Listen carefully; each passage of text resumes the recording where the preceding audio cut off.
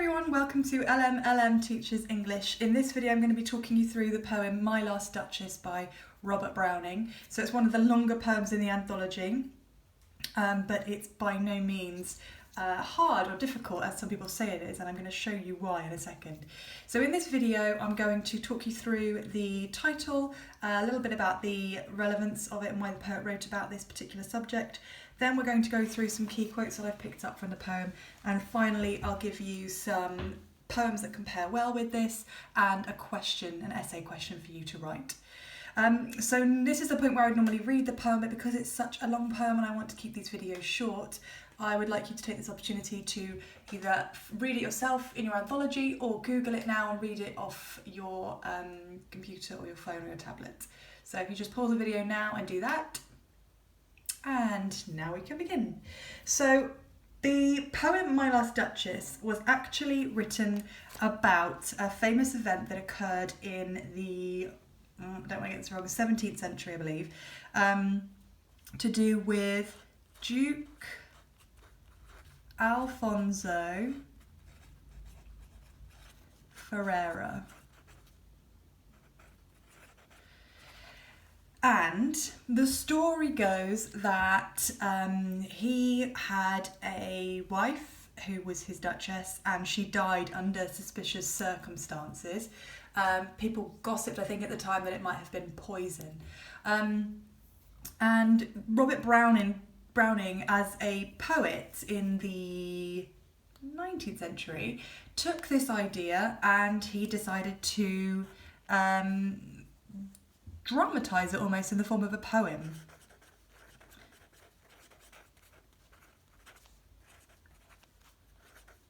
So he has taken these events and he's made them much more exaggerated and much more, exciting, I suppose. So one reading of this poem, one way to read this poem is as a murder mystery. So first of all, you need to know what the crime was, who committed the crime and who the victim was, and we also need to find a motive. So whenever you read this poem, it's quite nice. If you read it first time just now and you didn't understand it, it'd be quite nice for you to pause this video now and look through it with that in mind, as if you're an investigator and you're looking for the murderer, the victim, the crime, and the motive, okay? So we're going to do that now with these quotes that I picked out. So first of all, we have here the first line of the poem, which I couldn't ignore because it's very important. And it says, "That's my last duchess painted on the wall, looking as if she were alive." So we've got a lot to unpick here. We've got, of course, the word last, which implies many things. One being that he's had multiple. Another being that she's no longer alive.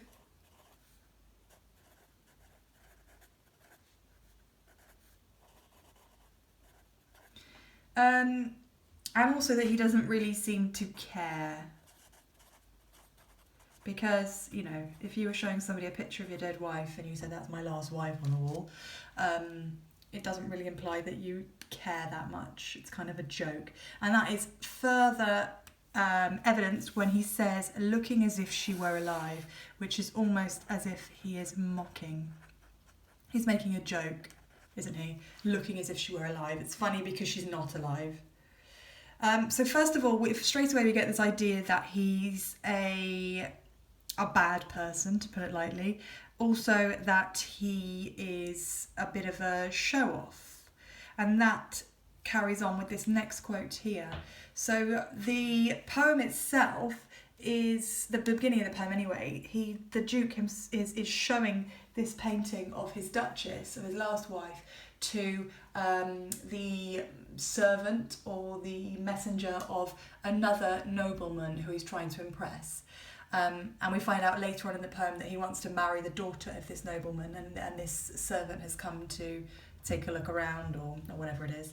So the first thing that this Duke says to the messenger is, or the servant is, "Look at my last Duchess." Perhaps this could be a kind of warning as well for the new... Ooh.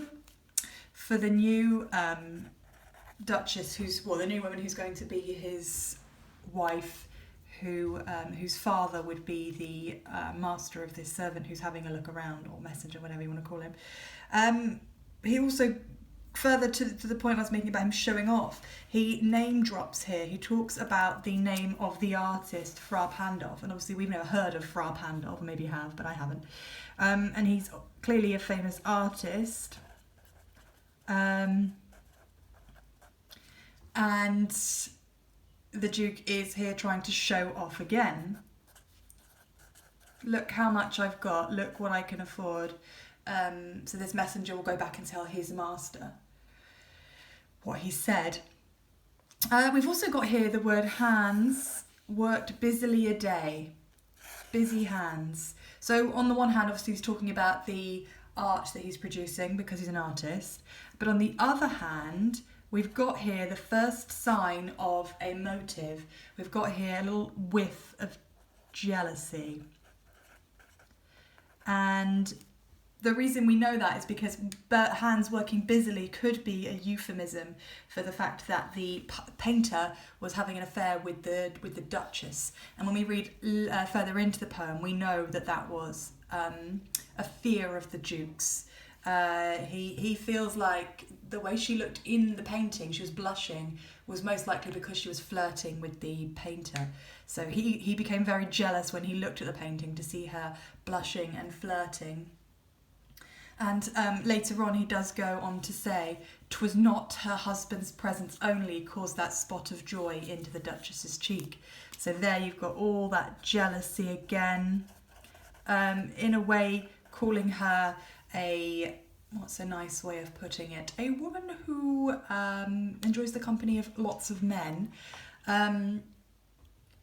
Would have been a bad thing, obviously, in those days for a woman to probably even look at any other man. So the Duke is extremely annoyed by this. It wouldn't just be jealousy because he wants her to himself. It would also be a kind of control thing as well. He wants control. He's in charge. How dare she go against what he's told her to? So it might not be that he wants her all to himself. It might just be that he feels that she should be respecting him, and he doesn't like that she's not.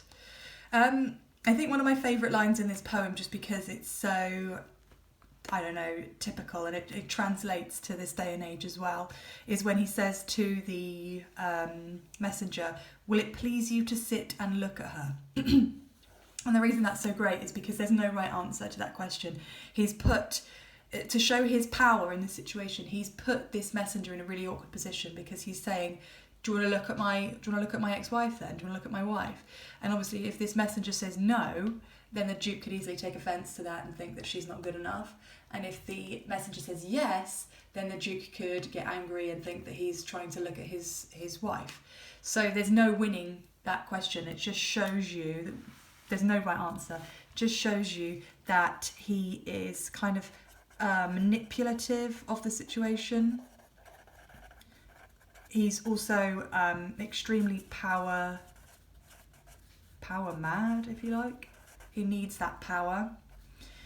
I mean, you know, when we look at it now, it's easy to see this is probably a very insecure person, somebody who needs all of that control and all of that power is probably a very insecure person, and that's evident with his need to name drop. But the point is, he is controlling and he has a lot of power in this relationship. And the reason I keep repeating that, obviously, is because that's going to come into play when we look at other poems to link with.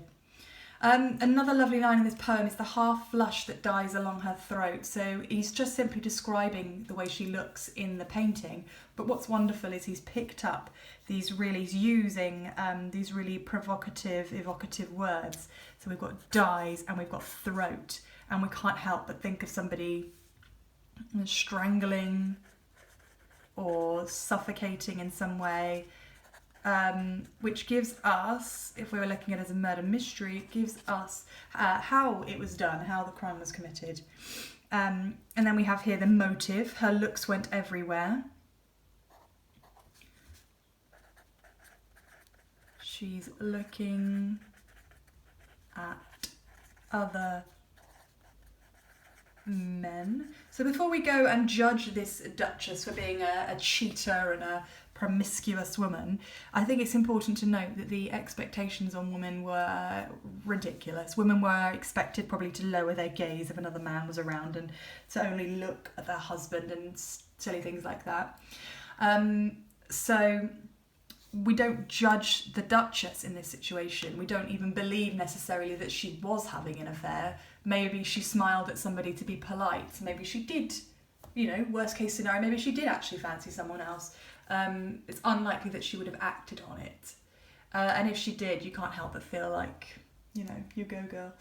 But anyway, the point of this poem is to show how jealous and how power mad and how how controlling this Duke was. It's not really meant to be a reflection of the Duchess's character. It's more a look at the Duke's character. So I think what's great about this poem is it's kind of a joke, a bit like with Ozymandias. It's a joke that the poet is having a good time here. He's making fun of the Duke. He's making light of it, and he's made the Duke a kind of caricature as well. He's not really a real life poet. I mean, we probably all know somebody like that who's so arrogant they can barely function. But in this case, he's so unrealistic. Okay, so the final quote that I've picked up on here, and there's so many more that you can use, so please do carry on through the poem. But the final quote that I've picked up here is, "I gave commands, then all smiles stopped." Brilliant, brilliant. We've got him again showing the power that he has. And don't forget, all of this is a show he's putting on. He's telling this. It's a show that he's putting on for the messenger who's come to talk to him, for whatever reason, to get the maybe a meeting with the father of the woman he wants to marry. And he's putting this all on to show this guy how much power he has. And as a warning, as I said before, if your woman does this to me, then she will also be dead. So clearly he's a powerful man if other fathers are wanting to marry their daughters to him. And all smiles stopped. We've got that lovely sibilance there, which in this case is extremely sinister because he's again using a euphemism here to show that he's had her killed. And going back to the crime then that's been committed, we've got the person who did it would have been the Duke giving commands to somebody. All smiles stopped would be her dying.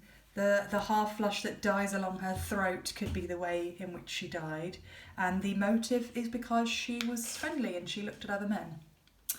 So, a really, really great poem. Don't be put off by the language and the length because it is actually really accessible and a really fun poem. So poems that would go well with this one, as I said already, would be Ozymandias, just for the fact that he's mocking people in power. Another poem that would go nicely is if we look at conflict in a relationship especially, we could compare this quite nicely with the relationship in Kamikaze, which is clearly very conflicted.